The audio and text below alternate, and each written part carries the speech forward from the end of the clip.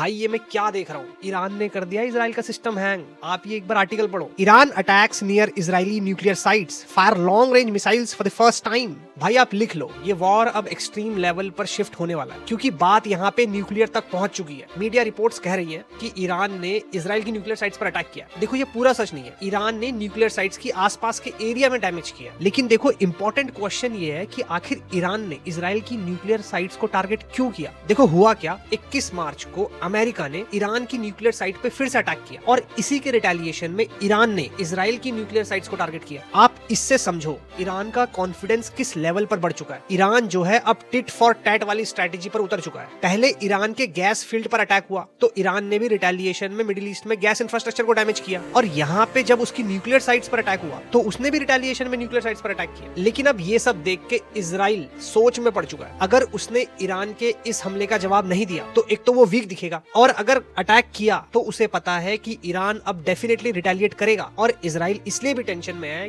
क्योंकि ईरान ने इजराइल का एयर डिफेंस सिस्टम तोड़ के अंदर घुस के मिसाइल मारी। मतलब इजराइल को सोचने पे ईरान ने मजबूर कर दिया है। अब आप ट्रम्प अंकल का नया ड्रामा देखो। अब दूसरी तरफ ट्रम्प अंकल ईरान को डराने के लिए कह रहे हैं कि हम आपकी इलेक्ट्रिक ग्रिड डैमेज कर देंगे। लेकिन इसमें ईरान का जवाब देखने लायक है। ईरान कह रहा है आप करके तो देखो। एक तो हम 3 गुना ज्यादा मिसाइल्स अटैक करेंगे, एकदम धुआं धुआं कर देंगे, और दूसरी तरफ गल्फ कंट्रीज के इंफ्रास्ट्रक्चर तो आप भूल ही जाओ कि आप बचा पाओगे। भाई लड़ अमेरिका रहा है और पिटाई गल्फ कंट्रीज की हो रही है। मारो हमको जिंदा मत छोड़ो सालो। हम कोई मंदिर का घंटा है कि कोई भी आके बजा जाता है।